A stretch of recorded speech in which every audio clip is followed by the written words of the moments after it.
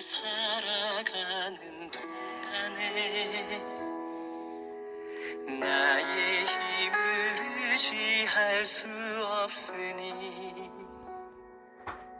기도하고 낙심하지 말 것은 주께서 참 소망이 되심이라. 하나님의 꿈이 나의 비전이 되고 예수님의 성품이 나의 인격이 되고 성령님의 권능이 나의 능력이 되길 원하고 바라고 기도합니다.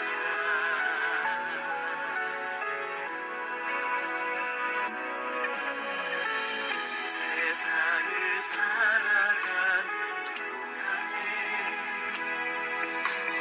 나의 힘을 의지할 수 없으니 기도하고 낙심하지 말 것은 주께서 참 소망이 되시니라. 주의 길을 걸어가는 동안에 세상에 거두지할 수 없으니 감사하고 낙심하지 말 것은 주께서 참 기쁨이 되시니라. 하나님의 꿈이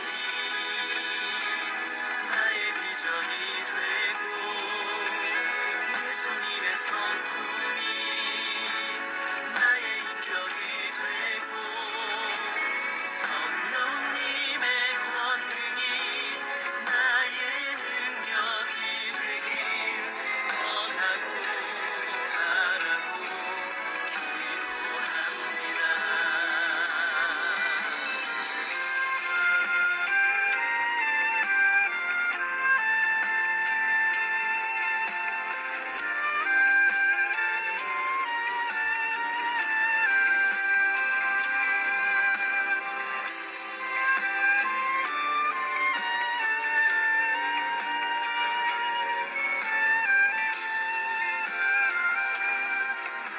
다같이 묵도하심으로 9월 3일 첫째 주 예배를 하나님 앞에 올려드립니다. 다같이 묵도하시겠습니다.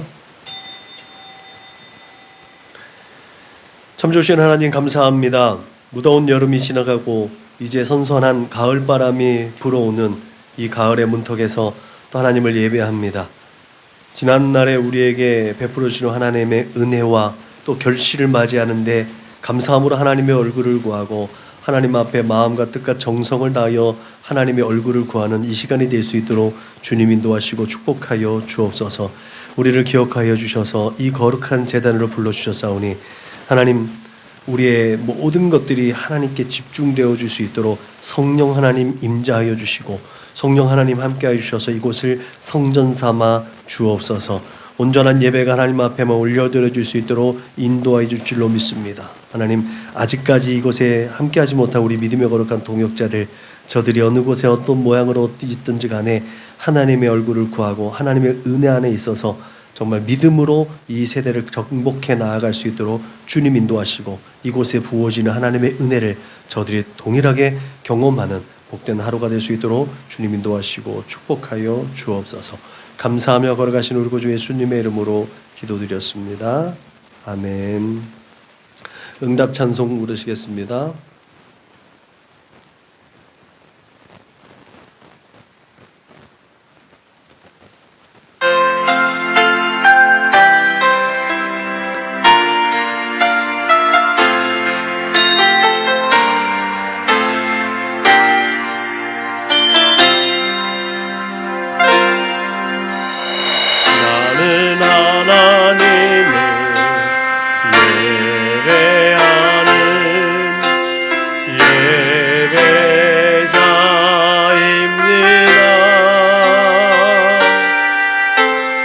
내가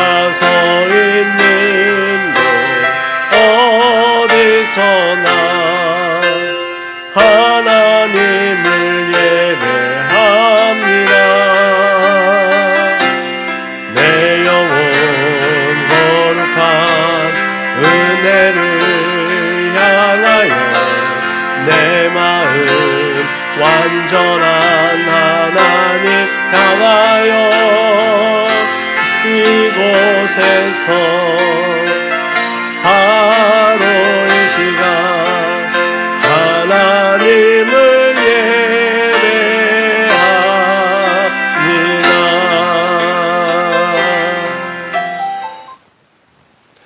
나같이 주님께서 가르쳐준 기도를 우리의 마음을 하나님 앞에 올려드립니다. 다 같이 기도합니다. 그러므로 너희는 이렇게 기도하라.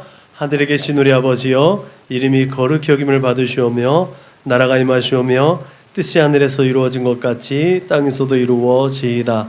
오늘 우리에게 일용할 양식을 주시옵고 우리가 우리에게 죄 지은 자를 사하여 준 것 같이 우리의 죄를 사하여 주시옵고 우리를 시험에 들게 하지 마시옵고 다만 악에서 구하시옵소서. 나라와 권세와 영광이 아버지께 영원히 있사옵나이다. 아멘. 너희가 사람의 잘못을 용서하면 너희 하늘 아버지께서도 너희 잘못을 용서하시려니와 너희가 사람의 잘못을 용서하지 아니하면 너희 아버지께서도 너희 잘못을 용서하지 아니하시리라. 아멘. 우리 교회 공동체 기도를 하나님 앞에 올려드립니다. 나는 복음의 기수입니다. 나는 두려움과 낙심에 있는 자들을 위로하겠습니다. 우리는 약하고 소외된 이웃을 돌보는 책임 있는 교회가 되겠습니다. 우리는 성도로서 예배자의 거룩한 삶을 살겠습니다. 그렇게 우리는 주님의 영광을 드러내는 축복의 삶을 살겠습니다. 우리는 하나님의 얼굴을 구하는 성도가 되겠습니다. 그래서 이 나라와 민족이 모든 죄악된 것에서 돌이킬 수 있도록 하겠습니다. 우리는 우리 자녀와 성도들이 이단과 사이비에 미혹되지 않도록 관심과 사랑으로 붙들겠습니다. 예수님의 이름으로 기도합니다. 아멘. 찬송가 423장 불 하나님께 영광 올려드리겠습니다. 찬송가 423장 불 하나님께 영광 올려드리겠습니다.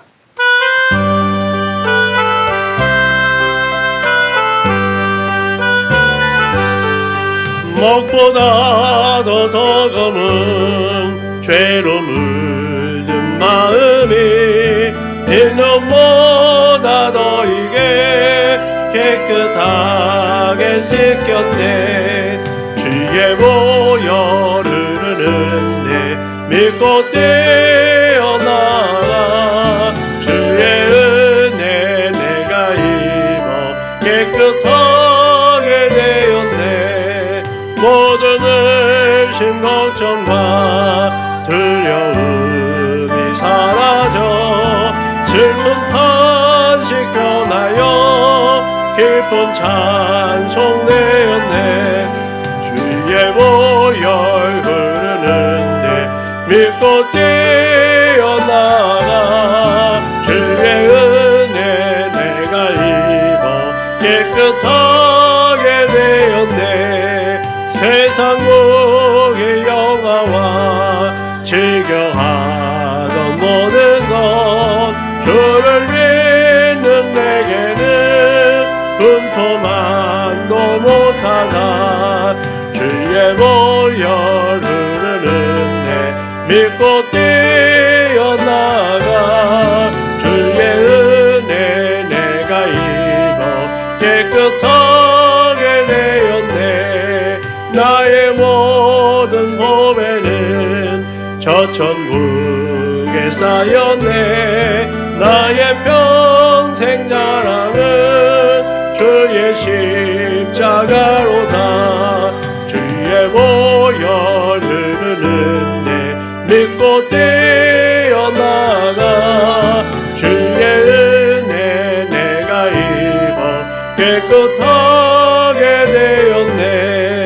이 시간 우리가 한 주간을 돌아보며 또 지난 시간들을 되돌아보며 자비와 공률하신 하나님 앞에 참회의 기도를 올려 드리겠습니다. 다 같이 기도하시겠습니다. 거룩하시고 영원하신 아버지 하나님 감사합니다. 이 시간에도 우리를 기억하여 주셔서 하나님 주의 거룩하신 예수 그리스도의 피값 주고 사신 이 몸대 교회로 저희들을 불러주시고 하나님 우리 하나님 앞에 예배 올려드릴 수 있도록 인도하심을 감사합니다. 특별히 이 시간에도 회개의 은혜를 주셔서 우리가 아버지 지난 시간들을 되돌아보고 또한 우리의 걸음을 하나님께로 되돌릴 수 있는 용기와 믿음 믿음을 주심을 감사합니다. 내가 거룩하니 너희도 거룩하라고 말씀하셨습니다. 우리가 거룩해야만 하나님의 존전 앞에 설 수 있음을 믿기에 하나님 내가 거룩하니 너희도 거룩하라 하신 이 말씀이 하나님의 영광을 위한 것이기보다도 따로 우리의 삶을 위하고 우리의 영생을 위한 하나님의 놀라운 은혜와 계획인 줄 믿사오니 우리가 날마다 거룩하심을 힘써서 애써서 날마다 하나님을 닮아가고 이 하나님의 성품을 닮아가기에 부족함이 없는 하나님의 사람들로 빚어져갈 수 있도록 주님 인도하시고 축복하여 주옵소서. 그렇게 이 시간에도 주 예수 그리스도의 십자가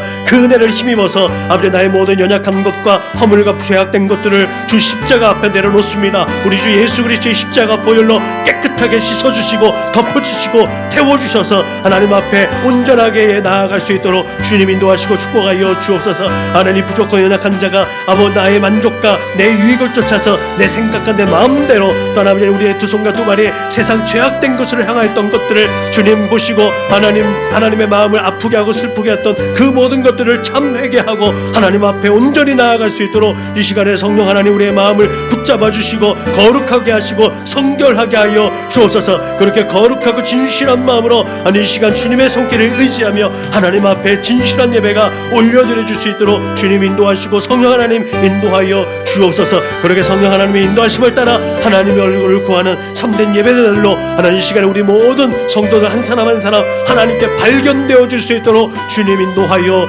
주옵소서. 하나님 우리 모두를 용납하여 주심을 감사하며 예수님의 이름으로 기도드렸습니다. 아멘. 사도신경으로 신앙을 고백하겠습니다. 나는 전능하신 아버지 하나님 천지의 창조주를 믿습니다. 나는 그의 유일하신 아들 우리 주 예수 그리스도를 믿습니다.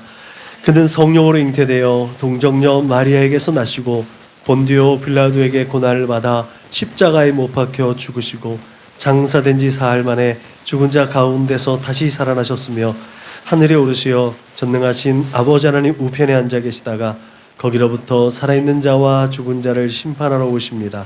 나는 성령을 믿으며 거룩한 공교회와 성도의 교제와 죄를 용서받는 것과 몸의 부활과 영생을 믿습니다. 아멘. 찬송가 462장 불러 하나님께 영광 올려드리겠습니다. 462장 불러 하나님께 영광 올려드리겠습니다.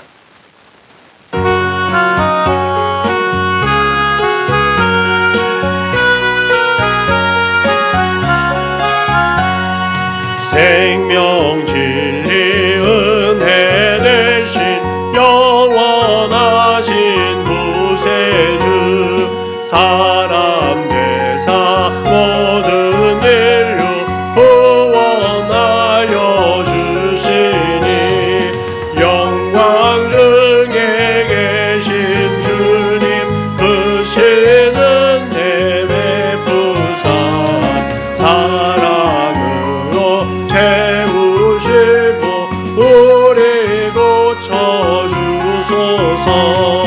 남섬이며 사신 주님 우리를 높음하고 이웃 사랑 나누면서 살아가게 하소서. 온 세상의 그분 모아 모두 주의 것이니 책임 맡은 일꾼으로 충성하게 하소서. 사랑의 주 평화의 왕 우리 중에 오셔서 모든 싸움 다 그치고 하나 되게 하소서. 지난 날의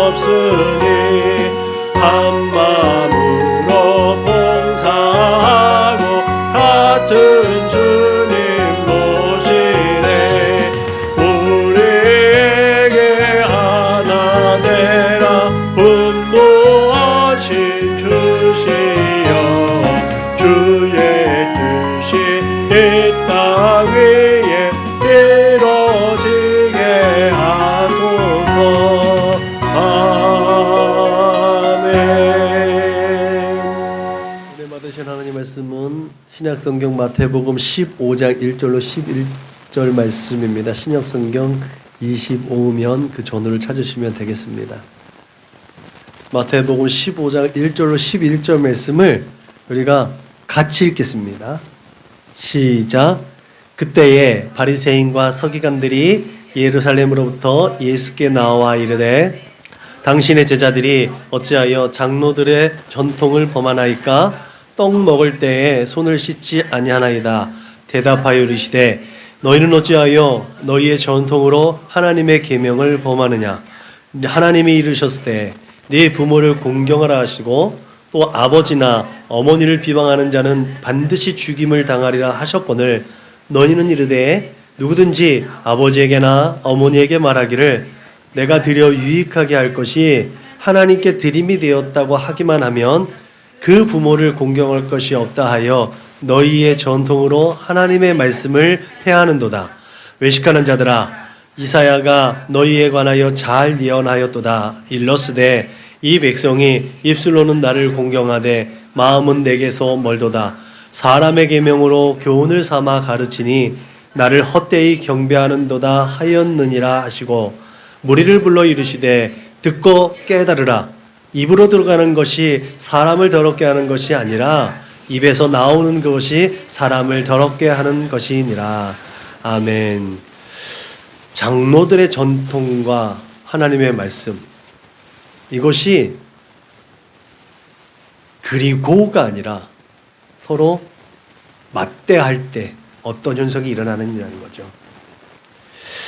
여러분, 마태복음 우리가 이제 리딩 지저스로 지난주 이번 주 마태복음을 읽고 주 이제 후반부에는 마가복음으로 전환됩니다. 공감복음을 이제 이번 8월 말서부터 공감복음을 계속 읽고 복음서를 이제 9월 달까지 계속 읽잖아요.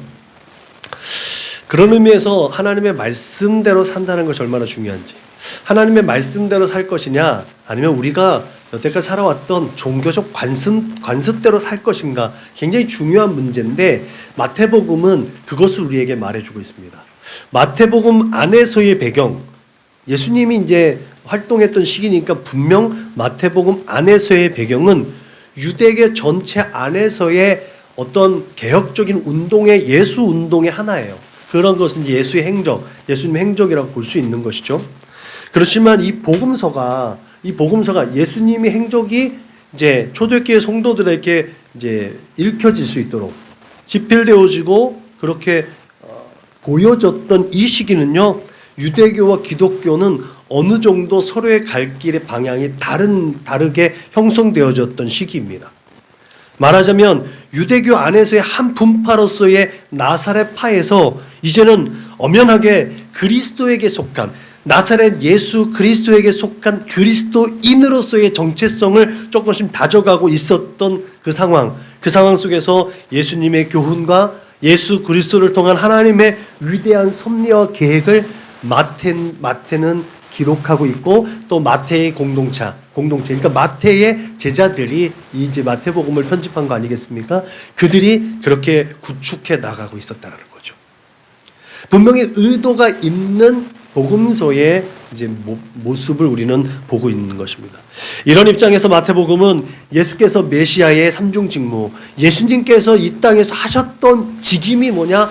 그게 바로 하나님께서 기름 부어서 사용하셨던 그 메시아의 한 단편적인 부분이 아니라 복합적인 요소로 예수님이 이 땅에 사역을 하셨다는 거죠. 그것이 왕으로서의 사역, 왕으로서의 직임의 사역과 선지자로서의 직임의 사역과 제사장으로서의 직임의 사역을 복합적으로 그러니까 병행하셨다는 거죠. 근데 그것도 그냥 때에 따라서 막 이렇게 한 것이 아니라 예수님의 사역의 진행의 방향에 따라서 그 흐름의 시간의 흐름을 따라서 이제 예수님을 그렇게 그 사역을 진행하셨다는 거죠. 감당해 내셨다는 거죠. 그래서 제가 이제 마태복음 한참 이렇게 항상 초기에 얘기할 때마다 말씀 거론하는 거예요. 마태는 28장으로 이루어진 이 마태복음서 안에서 1장부터 4장 상반부까지는 예수님이 혈통적으로 유다 왕족의 혈통을 가지고 진정한 이 땅에서의 왕, 하늘에서 하나님 우편에서 왕으로서의 그 지위를 누리는 것뿐만 아니라 이 땅에서 혈통적으로도 명분을 확실하게 가지고 있는 유다의 왕족으로서의 정통 혈통을 가지고 있는 왕이다라는 것을 마태는 밝히고 있지요. 그리고 4장 후반부부터 25장까지는 예수님이 이제 선지자로서 하나님이 그 백성에게 하나님의 말씀과 하나님의 말씀, 하나님의 나라와 하나님의 말씀과 이 치유 사역을 통해서 선지자로서의 사역을 마태는 기록하고 있다는 거죠. 그리고 마지막에 치달으면서 하나님의 온전하신 뜻을 이루어드리기 위해서 예수님은 희생 제물이시자 대제사장으로서의 제사장직을 수행하셨음을 마태는 이제 1장부터 28장까지 쭉 나열하면서 그 직임대로 예수님이 하신 일들을 우리에게 소개해주고 있다라는 거죠. 그렇게 마태가 복음서의 첫머리에 당연하게 아브라함과 다윗의 자손 예수 그리스도의 계보라 하였다는 것은 아브라함 하나님의 선민으로서의 예수 그리스도, 그리고 다윗 왕가로서의 예수 그리스도, 이게 정통 혈통이라는 것을 엄연하게 드러내고 있다는 거죠. 그래서 예수 그리스도가 언약의 시작이자 선민의 시작이 된 아브라함과 유다 왕족의 정통성을 판단하는 그 기준에 부합되어져 있는 참 하나님의 메시아라는 것을 분명하게 드러내고 있다는 거죠.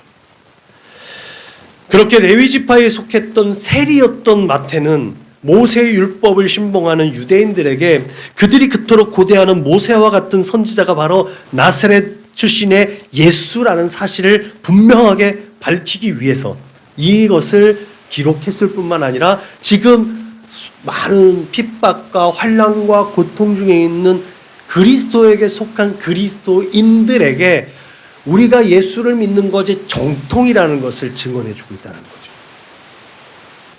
마태는 그렇게 율법적인 유대인의 사고와는 달리 정말 유대의 전통적 사고를 가지고 있으면서도 천국 복음을 선포했던 예수님의 가르침과 그 구약과 어떤 관계가 있는지를 소개해 주려고 노력했습니다. 그래서 예수님을 핍박했던 유대인들이 이 예수님의 진실된 모습, 확실한 하나님의 메시아로서의 본질적인 모습을 보고 되돌아오기를 원했고, 여러 가지 환난과 핍박과 고통 중에 있는 그들이 그 모든 시험과 환난과 유혹과 핍박을 견딜 수 있도록 위로하고 격려해 주기 위한 메시지들이 이 안에 담겨져 있다는 거죠.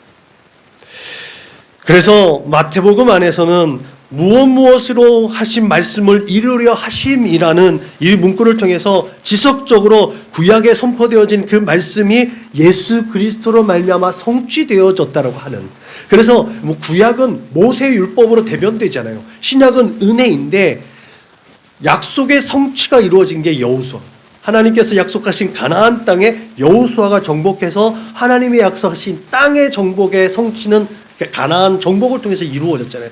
그래서 엄밀하게 구약과 신약은 모세와 여호수아, 모세와 예수로 구분되어집니다. 이게 은혜인 거죠. 그래서 예수가 은혜인 거예요. 그래서 율법을 완성하셨다는 거죠.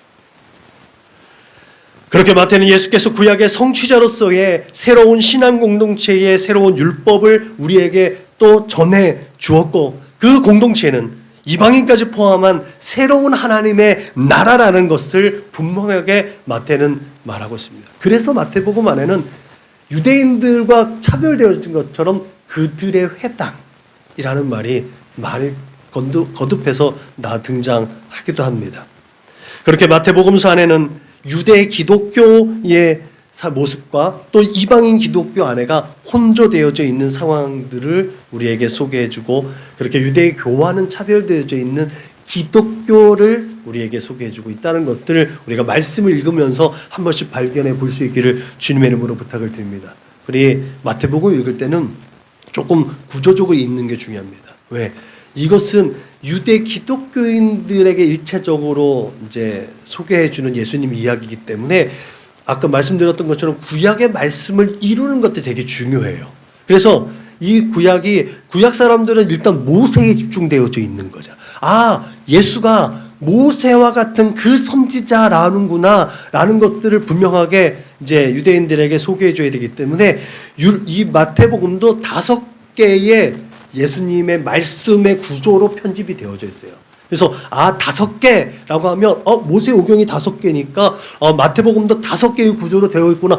그럼 모세가 선한 율법하고 같은데? 그래서 자연스럽게 모세가 떠올릴 수 있게 하는 거죠.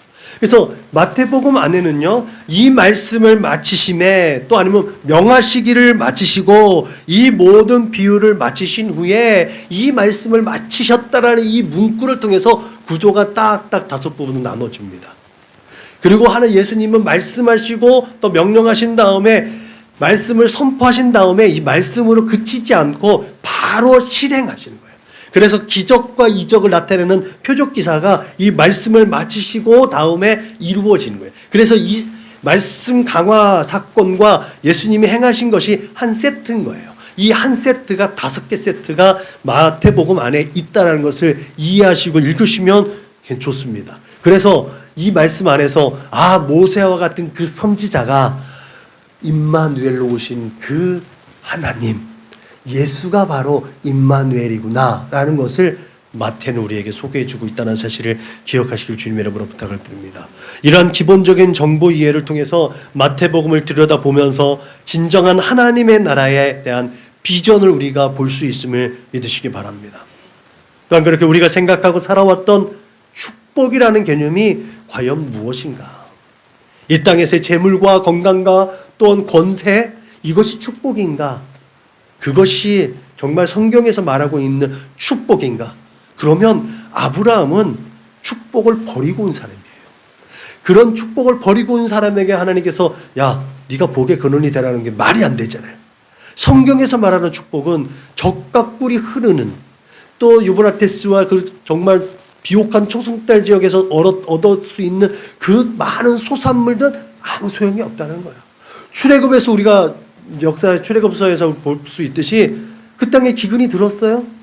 곡식이 없으면 그들이 가지고 있던 금은 보화가 아무 소용이 없는 거거든요. 그러니까 우리가 가지고 있는 유한한 자원들은요, 하나님께서 활용해서 하나님께 영광으로 올려드릴 수 있는 하나의 도구일 뿐이지 그게 축복의 산물은 아니라는 것을 기억하시길 바랍니다. 그래서 돈, 물질, 건강, 권세, 부유함, 이 모든 것들은 하나의 부산물일 것이지 정말 축복은 뭐냐? 하나님이 나와 함께 하시느냐는 거예요. 하나님이 나와 함께하는 그 임마누엘의 은혜와 축복이 정말 복이라는 것을 기억하시길 주님의 이름으로 부탁을 드립니다. 그렇게 진짜 우리는 하나님의 뜻을 이루어드렸던 예수님의 발자취를 따라서 날마다 하나님의 은혜의 보좌 앞으로 나아가는 시온의 대로를 걷는 진정한 예배자들로 발견되어지고 예배자의 영성으로 하나님의 앞에 서는 줄로 믿으시길 주님의 이름으로 축복합니다. 그런 의미에서 오늘 본문에서 지칭하고 있는 장로들이라 함은 대체적으로 랍비라고 불려지는 서기관들입니다. 이들은 포로기 이후에 유대 사회에서 지도자의 반열에 있었습니다. 그리고 이들은 일반 대중들에게 율법 외에 부수적인 것들을 덧붙여서 그들이 정말 올가맸다고 하죠. 그 부수적인 율법까지도 다 지켜야만 했습니다. 그것이 하나님의 뜻이라고 좀 왜곡한 거죠. 왜 그랬을까요? 자신들의 영리와 자신들의 부귀와 명예를 위해서, 자신들의 유익을 위해서, 자신들의 만족을 위해서 하나님의 뜻과는 무관하게 자신들의 그 권세, 권위를 누리기 위해서 그것을 하나님의 뜻이라고 포장했던 거죠. 무지한 사람들은 그 사람들이 하나님의 법에 대해서 너무나 잘 알고 있으니까 그냥 따를 수밖에 없었다는 거죠. 오늘 떡 먹을 때에 손을 씻지 아니하나이다 라고 하는 말한 것, 또한 장로들이라고 불려지는 율법학자들에 의해서 덧붙여진 교훈입니다. 이 규례에는 손 씻는 물의 양과 질이 포함되어 있습니다. 물을 붓는 방법도 포함되어져 있고요. 그것을 도와주는 사람 손의 자세 등까지도 자세하게 규정되어져 있다는 거죠. 이것을 보면요, 로마 카톨릭이 부패했을 때 그들이 싸웠던 논쟁 하나가 뭐냐면 바늘 침 위에 천사가 몇 개나 설 수 있냐는 거예요. 그거 가지고 논쟁했다는, 쓸데없는 논쟁을 했다는 거거든요. 지금 이것도, 이 규정도 쓸데없는 논쟁 중에 하나인 거예요. 이런 장로들의 전통은 그렇게 인간이 만든 규정일 뿐이었지만 율법적으로 효력이 없음에도 불구하고 사람들은 그것이 율법의 효력이 있는 것처럼 그렇게 그들에게 속아서 그 법을 지켜야만 했다는 거죠. 그렇게 사람들은 이 장로들, 이 율법학자들의 이런 편법과 술수에 의해서 그들의 전통은 따르게 하면서도 하나님의 법은 교묘하게 빠져나갈 수 있는 통로를 확보해냈습니다. 그것이 오늘 본문의 말씀입니다. 그래서 예수님은 가장 쉽지만 가장 무시하고 있었던 10계명 중에 제5계명을 예를 들어서 그 종교 지도자들의 위선을 지적하고 있는 것입니다. 오늘 말씀이 마가복음에는 7장에 기록되어져 있는 말씀이에요. 그곳에서 예수님은 그 부모를 부양하는 부양의 의무가 있던 자식이 고르반이라고 하면 부모를 섬기는 것을 면제해 주었던 그런 종교 지도자들의 그릇된 것을 예수님이 지적하고 있는 것을 보게 됩니다. 고르반, 즉 하나님께 바친 물건이라고 선언하면 부모를 섬기지 않아도 된다는 가르침입니다. 당시 사람들은 부모를 공경하라는 이 율법을 따라서 그들이 힘써서 갖고 왔던 소출의 일부를 부모에게 드렸어요.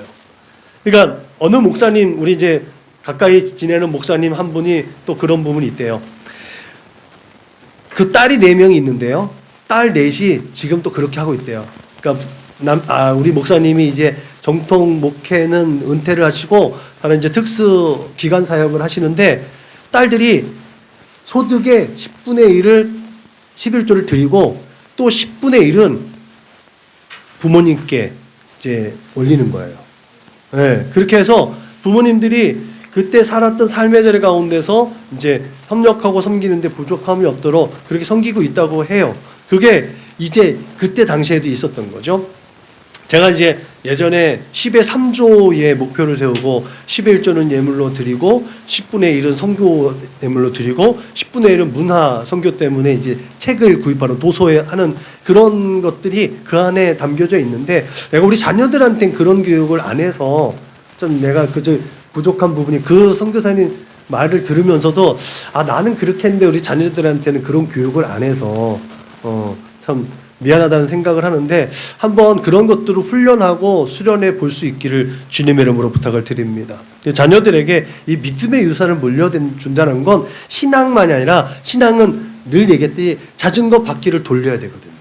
안정되다 싶을 때 넘어지는 것처럼 신앙은 끊임없이 도전하고 극복하고 끊임없이 순환되어줘야 되고 끊임없이 노력하고 헌신해야지 신앙은 계속 유지할 수 있다는 사실을 기억하시길 주님의 이름으로 부탁을 드립니다. 그런 의미에서 이 부모를 공경하라고 했던 율법을 따라서 부모에게 드려야 했던 이 하나의 하나님의 법을 이 종교 지도자들은 악하게 사용해서 고르반해. 야, 네가 부모님께 드리려고 했던 거 고르반이라고 하고 야, 너랑 나랑 반띵하자. 뭐 이런 식으로 하지 않았겠어요? 그러면 종교 지도자한테 좀 일부를 줄 수도 있고 아니면 하나도 안 줄 수 있고 이렇게 해서 악한 자식들은 부모를 봉양할 수 있는 부양의 책임에서 면제되어졌던 거예요. 이게 이 고르반의 악행인 거예요. 실제로 고르반이라고 선언하지만 그것을 실천하는 의무가 없었다고 해요. 그래서 부모를 부양하는 책임에서 자유로워진 그들은 자기의 모든 것들을 소유하게 되는 거죠. 그렇게 하나님의 말씀은 유명무실을 되었고 기득층 당시 지도층과 지식 있는 자들에 의해서 하나님의 이름은 그렇게 망령되이 일컬어졌던 것이 이 고르반이라는 단적인 예로 우리는 알 수가 있다는 거죠. 그래서 예수님은 이 백성이 입으로는 나를 가까이하며 입술로는 나를 공경하나 그들의 마음은 내게서 멀리 떠났나니 그들이 나를 경외함은 사람의 계명으로 가르침을 받았을 뿐이라. 이렇게 이 말씀이 이사야 선지자의 말씀인데 이 말씀의 선포를 근거로 해서 예수님이 다시 한번 그들을 또 훈계하죠. 이 백성이 입술로는 나를 공경하되 마음을 내게서 멀도다 사람의 계명으로 교훈을 삼아 가르치니 나를 헛되이 경배하는도다라고 그들을 꾸짖었다는 거죠. 오늘 우리는 수많은 설교의 대가들의 설교를 듣습니다. 그리고 그들의 설교를 찾아서 듣기도 하고 책을 사서 읽기도 합니다. 좋은 문구를 활용하기도 합니다. 그래서 우리는 굉장히 믿음이 좋은 것 같기도 하고 신앙의 지식이 많이 쌓아져 있는 것 같기도 합니다. 근데 여러분, 이상하게도 기독교인들의 삶은 더욱더 이기적이고 계산적이고 합리적으로 바뀌어져가고 세상 사람한테 인정받지 못하고 있다는 현상은 굉장히 아이러니하죠. 왜 이럴까라는 것들을 생각해 볼 필요가 있죠. 우리는 그렇게 하나님 앞에 진실되게 예배를 드린다고 하고 우리가 정말 하나님 앞에 온전한 예배자로 서고 정직하고 진실하게 세워져 나간다고 하는데 왜 세상은 우리를 인정하지 못할까? 여러분, 그것은 진짜 교훈이 없기 때문에 그렇습니다. 진짜 교훈은 뭐예요? 성경의 진짜 교훈은요, 듣고 보고 말한 것에 행동이 수반되어지는 거예요. 그냥 아는 것을 끝나는 것이 아니라 아는 것을 행하는 것이 하나님이 우리에게 주신 어떤 이 모습의 참된 모습입니다. 여러분, 설교자의 생각과 학문으로 또 우리가 전해지지만 그 학문이 우리의 머리만 커지고 귀만 커져서 저 목사님을 판단하고 설교자를 판단하는 판단의 악행을 범한다는 거죠. 여러분, 이처럼 하나님의 말씀을 우리가 하나님의 말씀으로 받아들이지 않고 목회자의 어떤 기준, 목회자의 자질 이런 것들로 판단하는 기준이 되어 상황들이 지금 오늘날 우리의 상황들이라는 거죠. 그래서 설교자들은 언제부턴가 세련된 수사들을 바탕으로 감동을 주는 메시지가 설교의 대부분이 되었다는 거죠. 여러분, 그럼에도 불구하고 우리가 확실하게 알고 있어요. 감동 줘야 돼요. 위로해야 됩니다. 격려해야죠.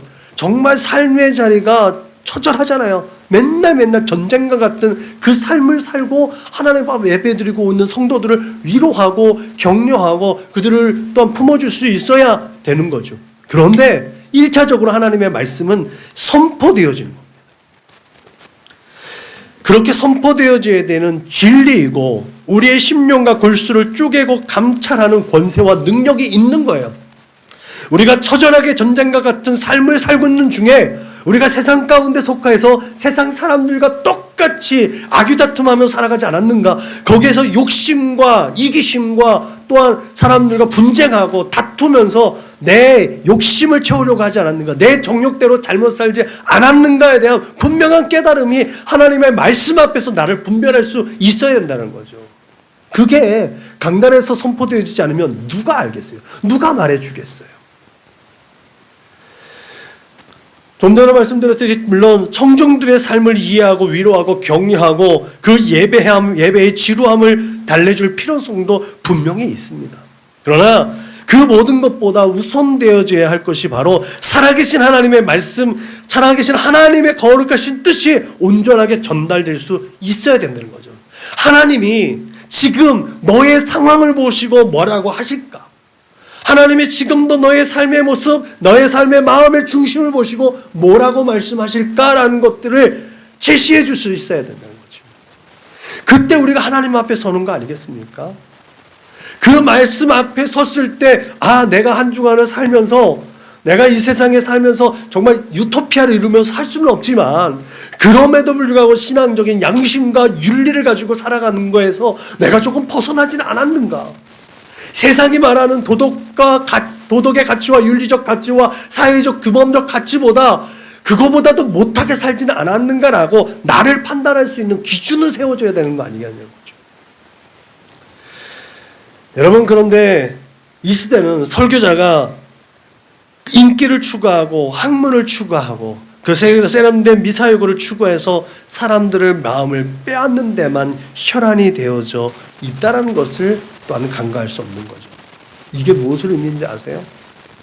이게 지금 장로들이 사람들 마음에 올무에 매게 해가지고 그들에게서 자신의 유익과 만족과 자신의 기득권을 부축하려고 있는 이 마태복음 안에 있는 이 장로들의 모습과 별반 차이가 없다는 거예요.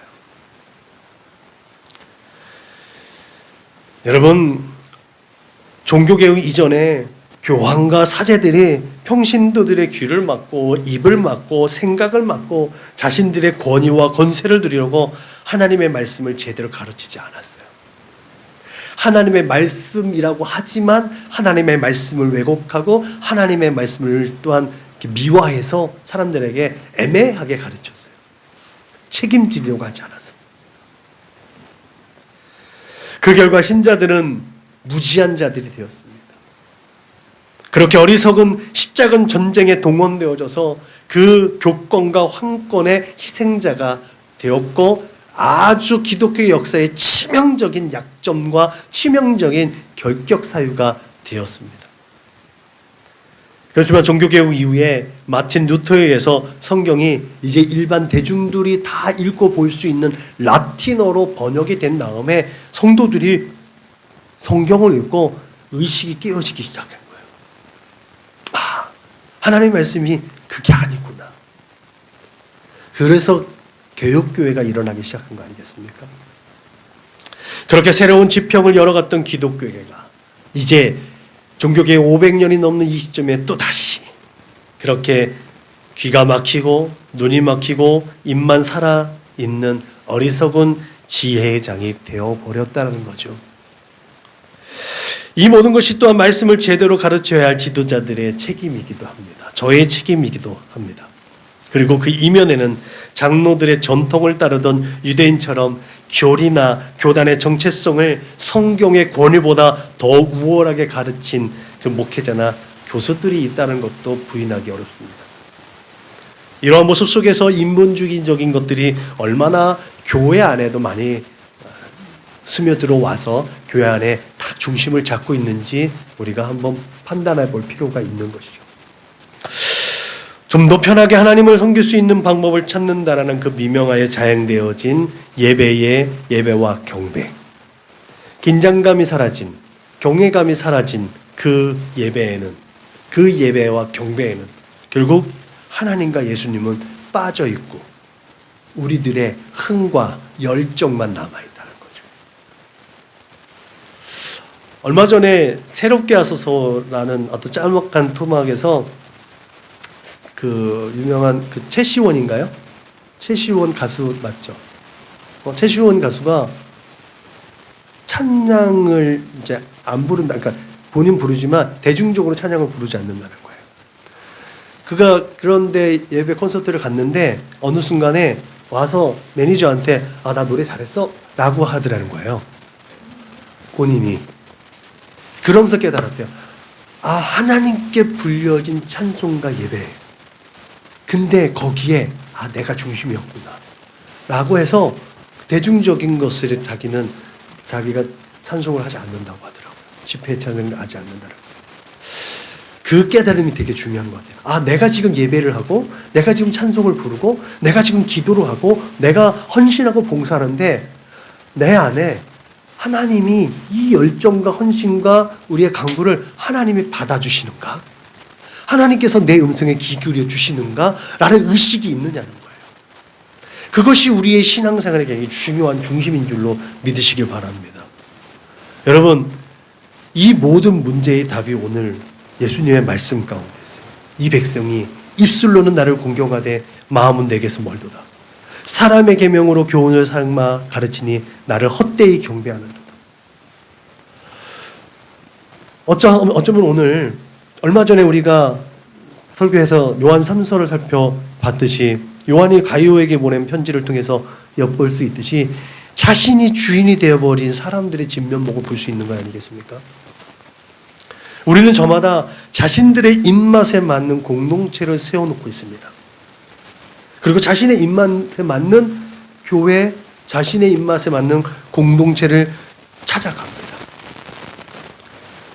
그렇게 서로 자기들이 옳다고 주장하고 다른 사람들은 틀렸다고 비판하고 정죄하고 조롱하고 멸시하고 반목하고 있는 것이 오늘날 교회에 다니고 있는 사람들의 모습이라는 거죠.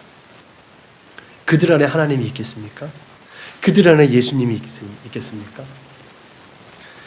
요한서신에서 볼 수 있듯이 디오드레베라는 인물은 자신의 집을 교회로 활용하고 있었음을 우리가 추측할 수 있죠. 그렇기 때문에 그는 자기의 영달과 자기의 명예와 자기의 권위적인 걸로 인해서 자기 마음에 안 드는 사람들 우리 집에 오지 마 라고 할 수 있었던 거야. 이 말이 뭐야? 우리 교회 오지 마, 이 말 아니에요? 아, 당신하고 나 우리 잘 안 맞으면 우리 교회 오지 마세요. 절이 싫으면 중이 절을 떠난다는 말처럼 오늘날 교회는 그렇게 돼버렸어요. 우리가 여태까지 이렇게 해왔기 때문에 이렇게 하기 싫으면 우리 교회 오지 마, 딴 데 가. 교회가 그래서만 안 되는 거잖아요.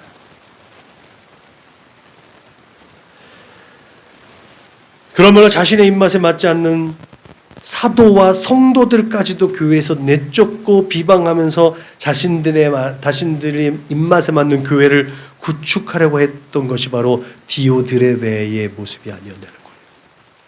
오늘날 얼마나 많은 디오드레베가 많냐는 거예요. 오늘 한국교회 안에서의 현실이 그렇게 보이는 건 저의 좁은 시야 때문일까요? 라는 질문을 한번 던져보는 거죠. 지금까지 구축해 놓은 교회의 이미지, 성도의 숫자, 교회의 규모 등의 그런 안정된 수입과 또 영향력을 남주기는 뭐하고 사명도 없고 소명도 없고 실력도 없는 자식들에게 대물림해 주려는 세습교회의 행태 또한 또 그렇게 보이는 건 또 나만의 또 좁은 식견인가라는 질문을 한번 던져보는 거죠. 싫으면 다른 데 가. 싫으면 우리 교회 오지 마. 이것이 비단 대형교회만의 문제는 아닙니다. 작고 적은 중소의 교회들도 그렇게 교회를 사유화하고 그렇게 은퇴를 앞둔 목회자들의 노후 대책으로 사고팔고 대물림하는 그런 소리들이 여러 군데서 듣고 보게 됩니다. 그래서 잘 꾸며진 교회는 그렇게 자신들의 퇴직금으로 다른 사람한테 팔아서 카페로 전락이 돼요. 여러분, 교회가 관광상품으로 둔갑한다는 걸 아시나요? 사람들 마음에 종교성이란 게 있어요. 그렇잖아요. 그래서 자신들은 경건하지 않은데 경건한 곳을 찾아가는 거예요. 경건한 곳을 찾는데 교회만한 데가 어디 있어요? 그래서 교회가 카페인데 옛날에 교회로 사용되어졌던 곳을 카페로 꾸민 그곳에 가서 커피 마시고 수다 떨면서 그 경건함을 그들은 거기서 경험한다는 거죠. 여러분, 그렇게 하나님께 대한 경건하고 거룩한 예배가 올려지던 교회는 뭔가 고요하고 종교적 감흥을 얻기 위한 사람들이 찾아가는 공간으로 전락하고 만다는 거예요. 어쩌면 오늘 말씀의 취지에서 옆으로 나아간 것 같지만 그럼에도 불구하고 중요한 것은 거듭해서 말씀드리지만 성도가 똑똑해야 된다는 거예요. 내가 장로들의 전통과 관습을 따라갈 것이냐, 하나님의 말씀을 따라갈 것이냐, 그것은 성도가 얼마나 똑똑하고 지혜로우냐는 거예요.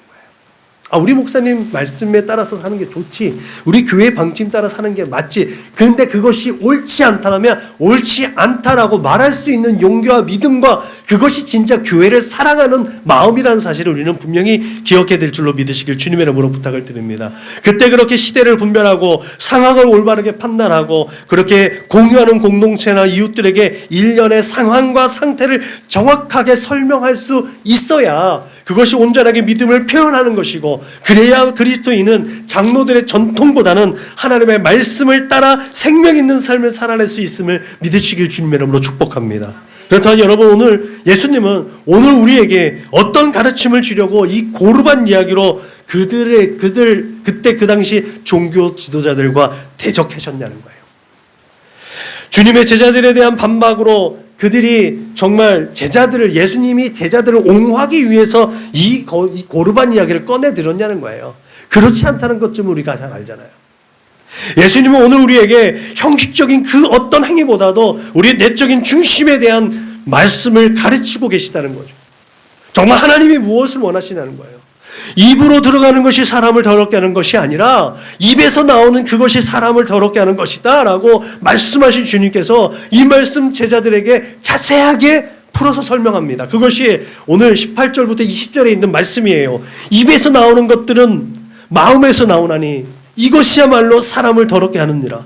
마음에서 나오는 것은 악한 생각과 살인과 간음과 음란과 도둑질과 거짓 증언과 비방이니 이런 것들이 사람을 더럽게 하는 것이요 씻지 아니한 손으로 먹는 것은 사람을 더럽게 하지 못하느니라. 여러분, 이렇게 종교자들의 위선과 그 외적인 교훈과는 달리 정말 그 안에 하나님의 사람들은 내면의 질서가 있어야 돼요. 내적인 성결이 있어야 된다는 것을 예수님 우리에게 분명하게 말씀하고 있음을 믿으시기 바랍니다. 그렇게 겉모습만 번지르는 종교인이 아니라 날마다 하나님 앞에 서 전실한 진실과 거룩한 삶을 드리는 그 예배자가 참 하나님이 원하시는 신앙인이라는 거죠. 그때 우리는 교인보다는 성도라는 이름으로 불려지게 되는 줄로 믿으시기 바랍니다. 아무리 11조를 많이 내고 헌금을 많이 내서 교회를 건축하고 교회의 의지를 내놓는 사람일지라도 그 마음의 중심에 천국의 소망을 품고 감사함으로 하나님을 섬기는 마음이 아니라면 그것은 외식하는 행위일 뿐이라는 거예요. 내가 이만큼 했어. 주님은 하나님 앞에 아무것도 자랑할 것이 없음을 교훈했습니다. 그렇기 때문에 우리의 마음의 중심을 하나님께 두어야 한다는 사실을 기억하시길 바랍니다. 너희는 그 은혜에 의하여 믿음으로 말미암아 구원을 받았으니 이것은 너희에게서 난 것이 아니요 하나님의 선물이라. 행위에서 난 것이 아니니 이는 누구든지 자랑하지 못하게 하려 함이라. 이 말씀이 그래서 진리이고 생명인 줄로 믿으시기 바랍니다. 그러므로 우리가 무엇으로 하나님께 자랑할 수 있으며 무엇으로 하나님의 사랑을 이 세상에서 대신할 수 있느냐는 거예요. 아무것도 그것을 대신할 수 없습니다. 그 무엇으로도 하나님의 그 큰 은혜와 사랑을 갚을 길이 없다는 사실을 기억하시길 바랍니다. 그래서 죽게 하듯 한다는 것은 우리가 아무리 해도 우리에게는 해가 되고 손해가 될 수 있는 게 아니라는 거예요. 내가 없는데 어떻게 죽게 하듯 하며 하나님께서 공급하시는 줄로 믿으시길 바랍니다. 지혜를 주시고 물질 주시고 건강 주시고 시간 주시고 모든 에너지와 또 그것이 내가 안 되면 동역자를 보내주셔서 그 일을 감당하게 하실 줄로 믿으시길 주님의 이름으로 축복합니다. 여러분, 우리의 삶의 모든 자리 가운데 습관적으로 전해오는 관습을 끊어내고 하나님의 말씀을 지켜 행하기 위한 노력과 결심이 있어야 될 줄로 믿으시기 바랍니다. 언제나 우리는 지금까지 그렇게 해왔으니까 지금까지 그렇게 하지 않았는데요. 이러한 반문을 통해서 교회가 안일해져 있고 교회가 계속 나태해져 가는 것들을 방치하고 있었는지도 모릅니다. 그것은 어쩌면 아까 얘기했던 것처럼 인본주의가 이제는 교회의 중심이 되어져 있기 때문은 아닌가. 그렇게 인본주의적으로 편하게 또 편한 모습으로 흘러왔던 방법을 고수하려고 하는 것이 바로 지금까지 그렇게 하지 않았어요. 이 말 속에 담겨져 있습니다. 그러므로 우리의 의식과 마음이 항상 하나님의 말씀이 무엇을 의미하는지 검증하고 집중하고 큐티하면서 경건의 연습과 훈련들을 통해서 우리의 삶의 삶 속에서 경건의 능력을 발휘하고 경건의 능력을 영향력을 발휘할 수 있기를 주님의 이름으로 부탁을 드립니다. 그래서 언제나 교회의 전통보다 하나님의 말씀의 본뜻이 우선되어져서 살아계신 하나님의 말씀이 우리의 삶 속에서 능력 있게 역사함으로 날마다 생동감 있고 활력 있는 꿈과 소원과 비전들을 이루어가는 그렇게 하나님의 뜻을 이루어드릴 수 있는 믿음의 거룩한 권속들 되시기를 주님의 이름으로 축복합니다. 기도하시겠습니다. 하나님 감사합니다. 오늘도 귀하신 하나님 말씀 앞에서 우리의 삶을 또한 비추어 볼 수 있도록 인도하심을 감사합니다.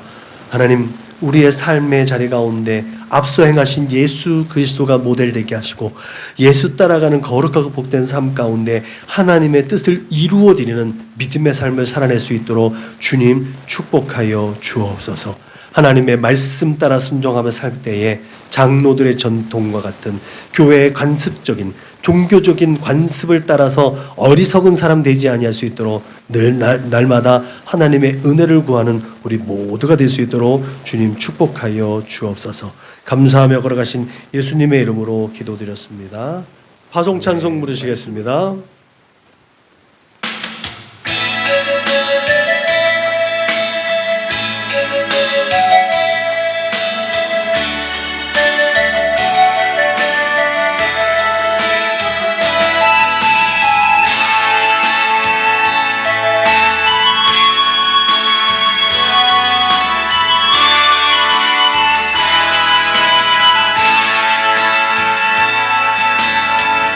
마라나타 주 예수여 어서 오시옵소서. 땅의 모든 끝 모든 족속 주를 찬송하게 하소서. 마라나타 주 예수여 어서 오시옵소서. 모든 열방이 주께 돌아와 춤추며 경배하게 하소서. 우리 주님 다시 오실 길을 만들자. 십자가를 들고 땅 끝까지 우린 가리라. 우리 주님 하늘 영광 온 땅 덮을 때 우린 땅 끝에서 주를 맞으리. 마라나타 마라나타 아멘. 주 예수여 오시옵소서. 마라나타 마라나타 아멘. 주 예수여 오시옵소서.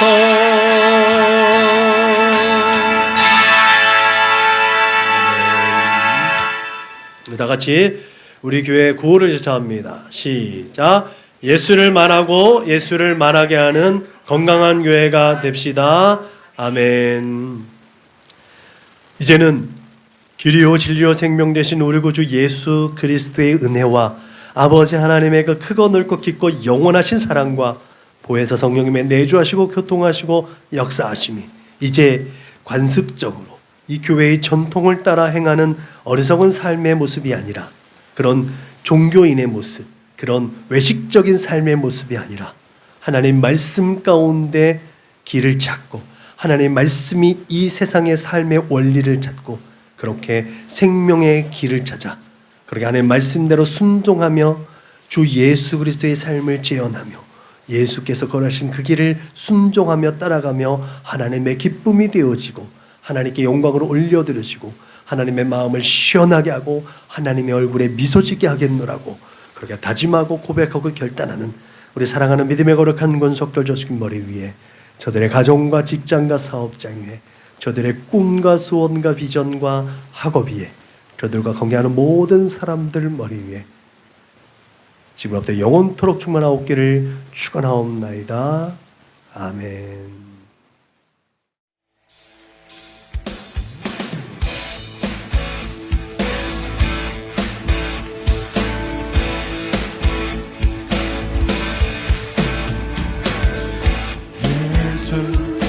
열방의 소망 예수 우리의 위로자, 주는 온 땅의 영원한 소망 예수 예수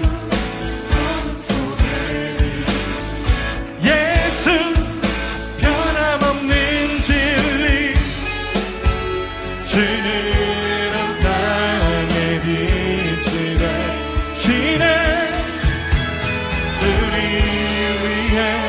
죽으시고 다시 사신 생명의 주, 주님만이 소망이요 변함없는 반석이라, 주님만이 온 세상을 비추시네.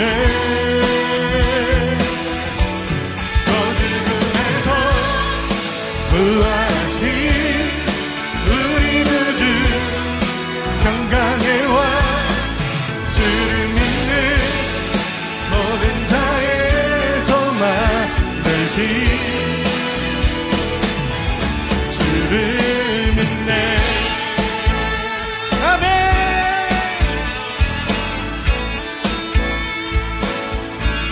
예수 열방의 소망 예수 우리의 위로자 새로운 땅의 영원 소망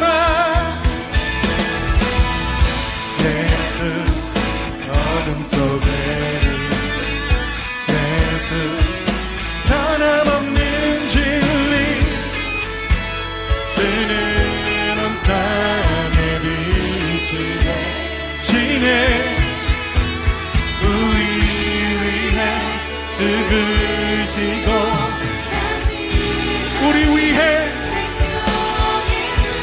우리 위해 죽으시고 다시 사신 생명의 주 주님만이 소망이요 변함없는 반석이라 주님만이 온 세상을 비추시네 또 지금에서 부활하신 우리 구주 영광의 왕 그렇습니다 주님이 우리의 소망이 되십니다 주를 믿네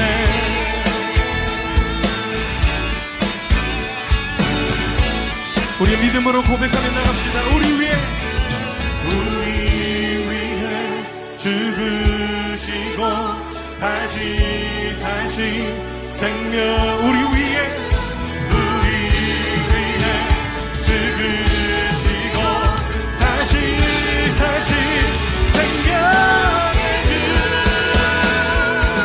주님만이 소망으로 변함없는 반석이라 주님만이 온 세상을 주시네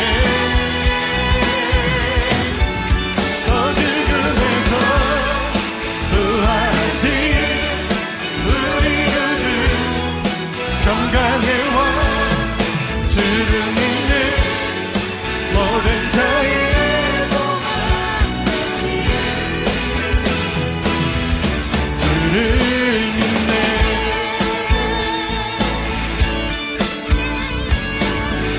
주를 믿네 주를 믿네 상상할 수 없던 내일로 우리를